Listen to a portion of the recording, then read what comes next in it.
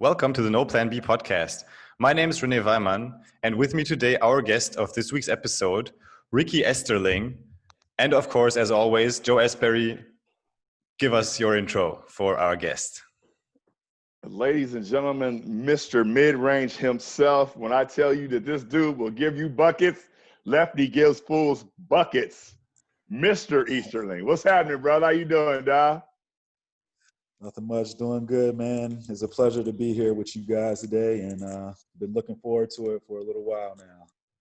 It's our pleasure, bro. I'm so happy to see you, man. Let me put it out there for the listeners and for all of these dudes who think that they just fly to Germany specifically and Europe in general, and you just grab a basketball and you get paid to do it because you've been playing in the local YMCA league or the Sunday morning run and you've been getting buckets. Man, when I tell you that this guy right here, Ricky, has really paid some dues out here, man, and he's definitely one of the best guards that's ever played here in Germany, man. He's always been consistent. He's been averaging, 20 plus no matter where he goes, no matter how long he's there. It's a given that he's going to drop 20, man. So I wanted to put that out there that, hey, guys, when you get on that airplane, there's going to be some veteran wily guys over here who are waiting on you. I appreciate that, brother. Thank you. Yes, sir. Yes, sir. So let's talk about it, bro. Let's chop up some games. So when did all this start? This man's from, when it all started back in the days in B-More or, was it in AAU or youth league? When did you fall in love with this ball, bro? Man, back in the day, growing up in Baltimore, I got to say in my early years, I was kind of just trying everything. And I think I was 8 years old, and one of my older neighbors, he hooped a little bit, and I never really played before. You know what I mean? I might have shot the ball on the court a little bit, but I had no idea what I was doing. So he knocked on my door one day, was like, "Look, little man, you about to come with me. We going to the open gym down the street." I'm like, "All right, cool." I asked my mom and dad. They was with it. And ever since then, man, I made my first basket. It was a wrap after that. Ever since then, it was all basketball for me. Nice. That's awesome, man. That is really beautiful, man. So let's keep going there. How did it go? I mean, did you do AAU or boys club, or did you play youth basketball? How was that? Yeah, so I started off really, really basic. There was a club not too far from my crib called Bear Creek, a local little youth league. And from my first year on, I was one of the better players on the team. So my dad started to help coach, and eventually we moved to another club. And from there, we developed the AAU program, and we collabed with a couple other clubs in the city. Mount Royal, I don't know if anybody ever heard of that, but Carmelo Anthony came out of that club. And I actually met him when we were, I guess, 13, 14 years old. So I never really played with him, but we used to collab. So 1 or 2 days out of the week, we would go to their gym and practice. Then another day of the week, they'd come to us and practice. And we ended up making 2 teams under the same name. And that's how my AAU career started. And yeah, man, so youth league, AAU, then, high school and all of that, college, then now I'm here, man. Nice, bro. Nice. Okay, let's fast forward to the pro ranks then, because I'm gonna tell you what's real, man. What I really love about your game, first of all, it's just something about lefties that they're so hard to guard, and you specifically, you're so crafty, man. You have such an excellent handle and court vision. It's just insane. But of course, because back in my playing days, my mid-range game was flawless. But your shit is just unbelievable, bro. Really, I've been watching you play for years. I played with you in Wally's All-Star game. And, man, honestly, I don't think I've ever seen you miss, a 15 to 17-foot shot. I mean, how'd that come about? Because we all know you can shoot threes. You're quick as shit, so you can take dudes off the dribble. But your mid-range game is flawless, man. And that's like a lost art in pro basketball. So let's talk about that for a second, bro. What made you just be like, okay, if I stop and pop right here, this is an automatic bucket? So actually, I guess that happened JV years in high school. So my freshman year, I actually got cut. I broke my wrist playing football. And the coach really didn't know me. He was new there, so I was there one day, and he seen me kind of rusty, you know, coming straight out of football with a broken wrist. But then my sophomore year, you know, I obviously made the team. He seen I was one of the better players, and as he watched me play, he was like, "Man, like, I don't know if you aware of it, but like right in this mid-range area, you got like a lot of space. You know, you get by your man. You know, you're kind of a small guy right now, and at that time we were." In my age, there was a lot of like taller guys under the basket. So I could finish, but he was like, yo, you might want to try pulling up in this area right here because you got a nice little jumper, whatever. So I'm like, all right, let me see what's up. So I started doing it. And man, that like took my game to another level. I went from averaging like 12, 14 points a game to 20 something a game, every game, just from that little, you know, insight from my high school coach. And ever since then, you know, I was like, man, this is going to be a big part of my game. And I just kept working on it. And I made it something that I could go to whenever I needed to. So, yeah, it started off when I was probably like 12, 13 years old, man. My coach let me know this is what it is. And, you know, I took that info and ran with it. Beautiful. Yeah, that's the Rip Hamilton of Germany, ladies and gentlemen. That dude right there will give you buckets. Chime in, Renee. Chime in. I'm sure you want to jump in this convo. Let's go, buddy. Yeah, and yeah, of course, great story. And now you're here in Germany for, correct me if I'm wrong, more than a decade already, right? Like Yeah, I think it's about 12 years. 12 years, yeah. And you still play basketball, and you sustained quite for a long career in that way. And what was your probably secret to do that, or what's your routine, or how do you stay in shape? Because so many people struggling with that when they cross 30 years and you're still doing it and still getting buckets and still doing all this stuff. What would you say? I think it's just taking care of your body, man, because you know, these days everybody's hip to working out. When I first started playing, it wasn't really like a lot of trainers, individual trainers back then that would offer you services to help you improve your game. So when I was young, it was kind of just watching TV, watching NBA players, and coming back home, looking in the mirror, trying to, you know, just copy their moves. And then I went to college. My college coach kind of introduced it to me a little bit. You know, he's like, yo, you got to put that extra work in, get some shots up, do some of the drills we do in practice. And even then, you know, we didn't have individual trainers. So when I came to Germany, Joe knows my guy, Chris Cummings. You Yeah, know, for so sure. he introduced me to that part of player development. You know, as I said, my college coach told me get up reps and shooting and all that. Chris took that to a different level. Also taught me, you know, taking care of your body is important. So you got to eat right, make sure you stretch all the time, and just figure out like your physical fitness and do things that are good for you. So maybe what's good for him might not be the same thing you need to do. So you kind of got to figure that out, try things, see how it goes. And yeah, that's pretty much, just trying to eat healthy, keep my body healthy, and just put the reps in, man. Hours and hours on the court, just doing the same thing over and over again, just so that it comes natural to you, where you don't even have to think about it no more. It just happens on its own, and yeah.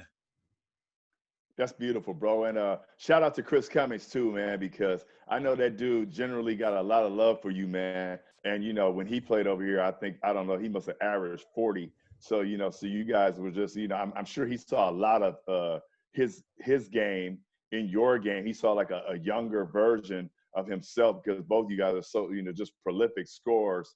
And but let's talk about that for a second, man, too, because like you said, man, you know, now we got this wave of people who are personal trainers and things like that, and you know, everyone has much more access to taking care of their body and things like that. But what advice would you give to the young guy right now who's in Baltimore, who's, you know, 15, 16, 17 years old, and you know, they want to be a professional athlete? They basically they want to be the next Ricky Easterling. What would you say to that young dude? or a young chick. So yeah, just try to take care of your body and work hard, man.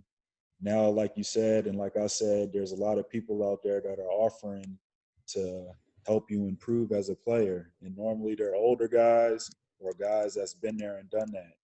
So instead of trying to be stubborn and do things your way, take that information that you get from the OGs and use it, man. They've been there and done that. You have no better uh, information you can get anywhere besides that. So I did that. You were one of the guys that did that for me. Chris Cummings did that for me.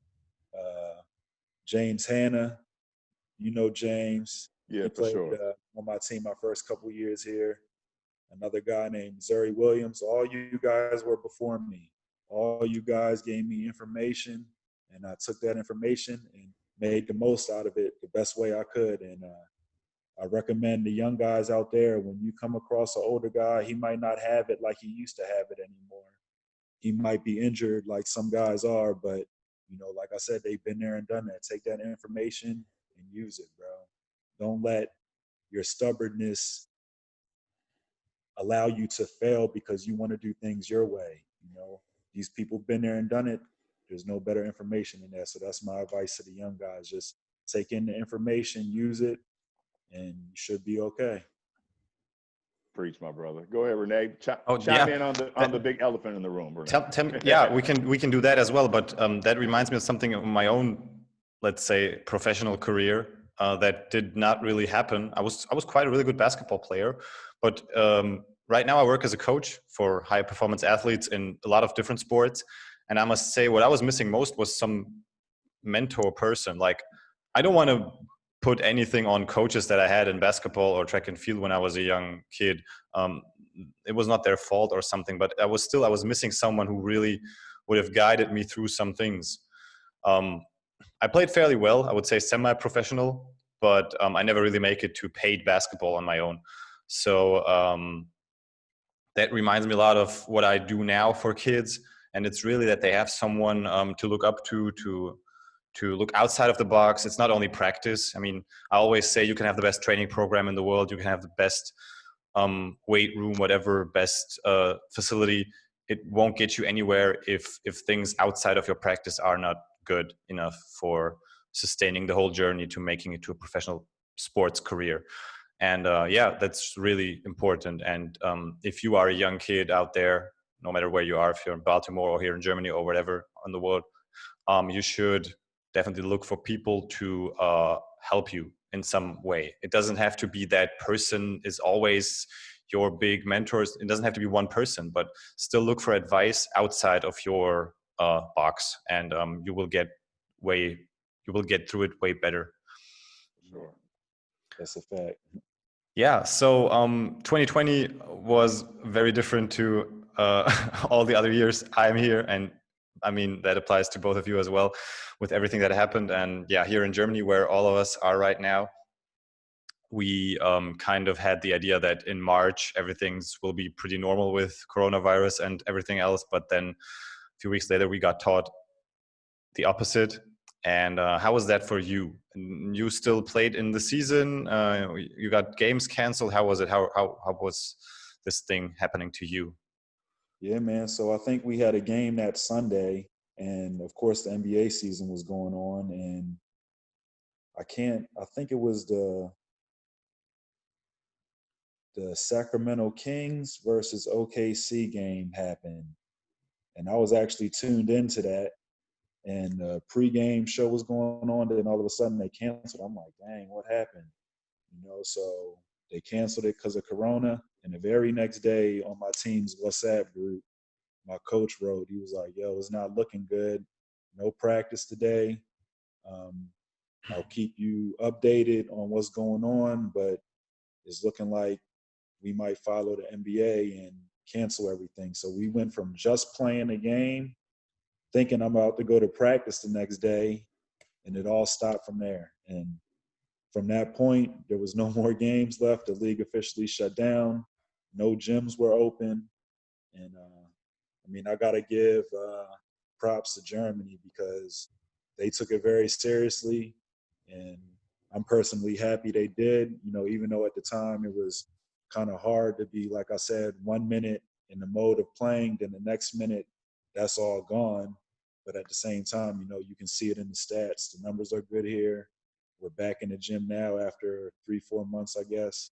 And a lot of other places are still struggling. They can't even get into a gym. So, yeah, man, it was like kind of a hard hit at the beginning, but now looking back on it, kind of thankful that they took that approach to it. And yeah, now I'm back in the gym, getting right again, getting prepared for the next one. Nice, nice. Ready to go back out there and get some more buckets. Already knowing how you do, bro. So, Oh, let me hit you with this too, man. First of all, congratulations too on the longevity of your career, man. And Mm-hmm. I mean, you saw me in, you know, dunk contests, you know, when I was with Wally's, and everybody knows, man, that in my playing days, I was a really freakish athlete, man, just natural God-given ability. But the problem was I had a lot of mental issues, man. Like I actually had PTSD from my old hood, and I brought a lot of that with me to Europe, and a lot of that spilled over with the way I interacted with teammates, the way I interacted with coaches. So what advice, I mean, basically what I'm trying to say is that you can't bring the hood to professional basketball in Europe if you want to last. So a lot of times my reputation preceded me, and it basically ruined my chance of getting a lot of different jobs. So what advice also would you give to the young guys who are flying over here to Europe, you know, currently, like this upcoming season, Americans who are coming over here to play? I mean, what advice would you give these dudes on how to last? Because we know a lot of guys come over here, Ricky, me and you've seen it 1,000 times. They got a lot of game. They have mad talent, but they can't adjust to the culture. They can't adjust to the coaching. They can't adjust to their teammates. And then, you know, and then they're going to get sent home. So what advice would you give those guys? you know, just be humble, man. You know, there's a lot of people out there wishing and praying that they have the opportunity that you have, regardless if it's Oberliga, Regionalliga, Bundesliga, you know, and even though it might not be exactly what you dreamed of or exactly what you're looking for, you still got that opportunity.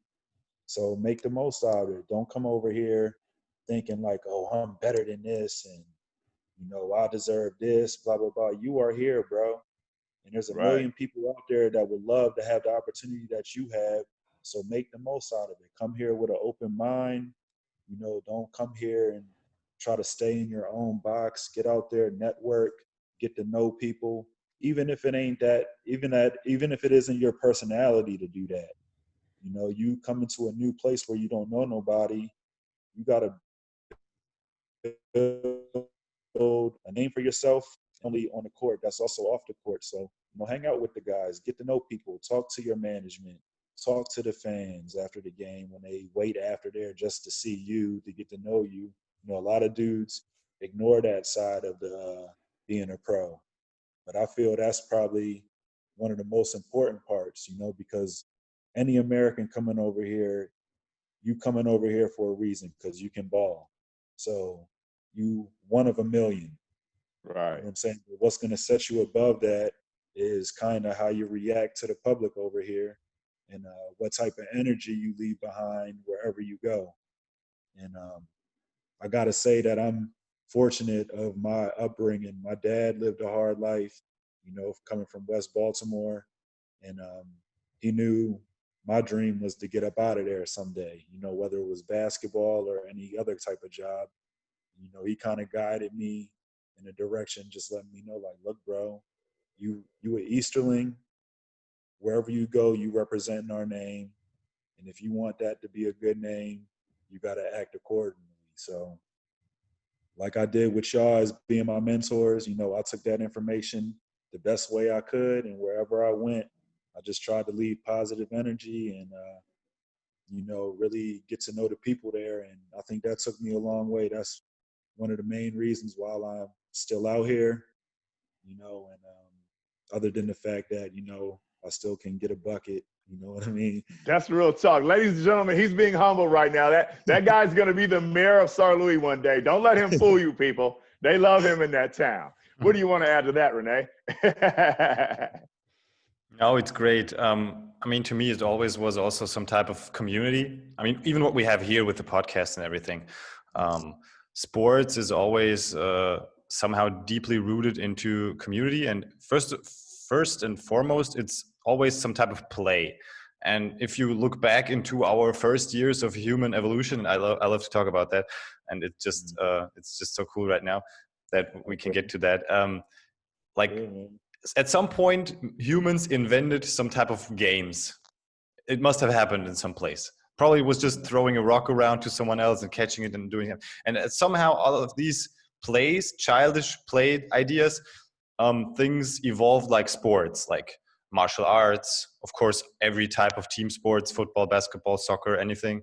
And now we still celebrate those things. We give them a lot of credit. We give them a lot of money too, if they do it on a very professional level. And it's weird that this is every kid knows how to play. It's in our instinct, and we just go out and play. We do something, and then we evolved something like sport, what we call professional sport, out of it. And it's just so cool. And it's deeply rooted in our community. We are all social beings. That's why this time is especially hard for us. We all say, okay, the economy, the health, but also socially it's very hard for us to get through that, because we are social beings. We are used to communicate, also not only through our voice, but also through movements and through actions and through play. And it's I was just following this, and that was my thought on what you just said. Yeah, man. That's exactly right. I mean, I agree 100% with you. We are very social people, and it all started from, like you said, maybe somebody playing catch with a rock or something. But it's very important to be social, and when you're dealing with others, you got to represent yourself the right way and give positive energy. And like you said, man, it's very important, and it started somewhere. Yeah, that's real talk, man. I mean, and even for me, like when I analyze it, man, especially during this time when I had, when you're in isolation, you have so much downtime. And a lot of times, man, I went back and I watched old footage of myself, and I watched old footage of a lot of different games, and I watched WNBA, and I just watched a whole bunch of basketball, man. I watched your footage. I watched you give fools buckets, you know what I mean? Because I've always loved your game.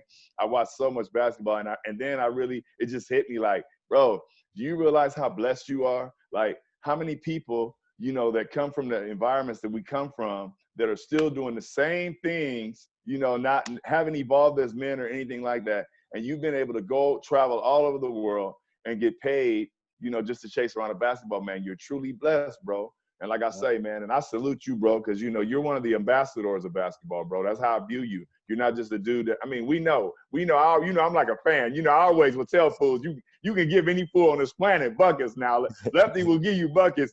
But at the same time, you're an ambassador, man. You're a good dude, bro. And honestly, it took me a long time. It took me like right towards the end of my career. That's when I became a good dude. Because when I was playing, I was cocky, I was arrogant.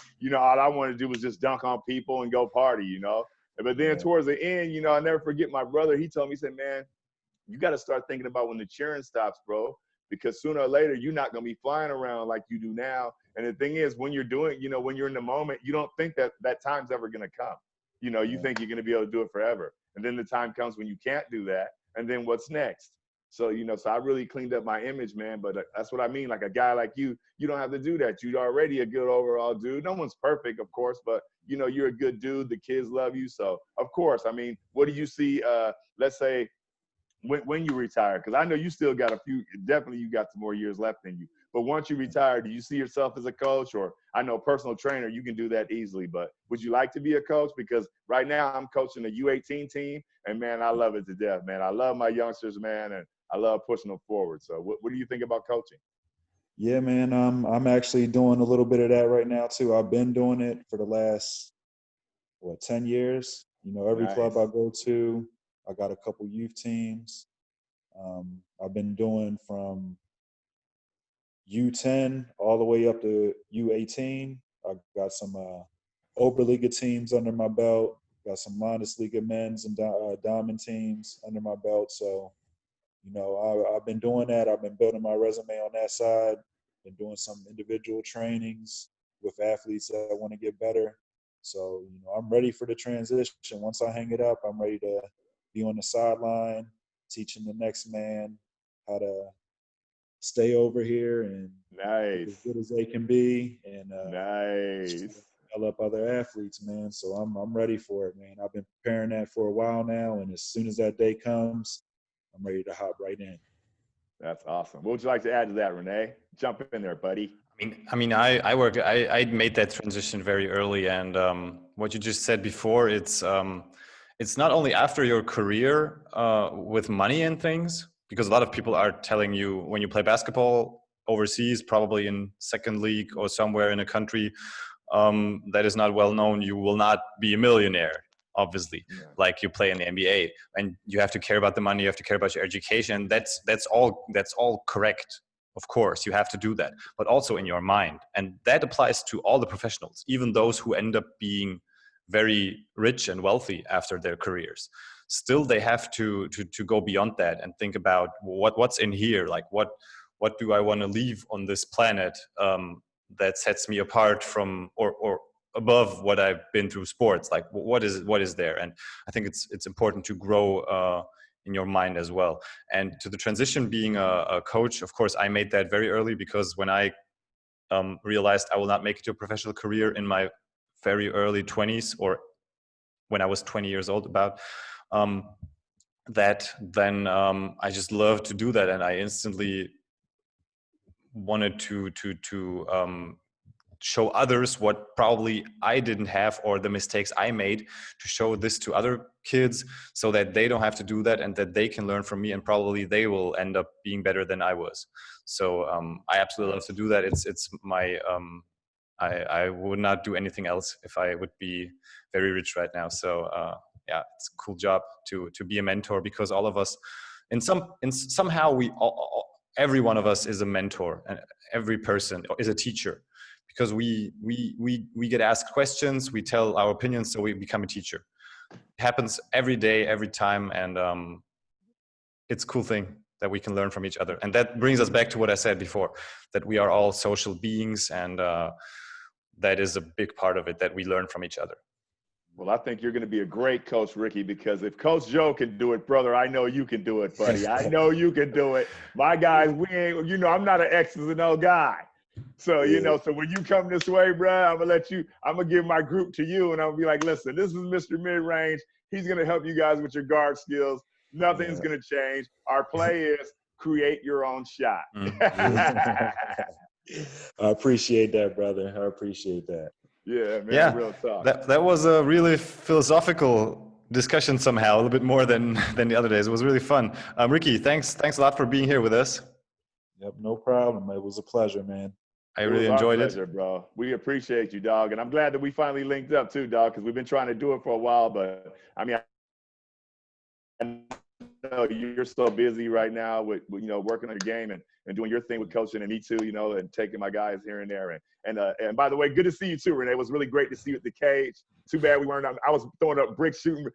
I couldn't hit a free throw, so I'm sorry that we didn't play together. But next time, I'll make sure we're on the same team. Good. All right. Thanks. For sure. All right, Ricky. Thanks a lot, bro. Appreciate you, dog.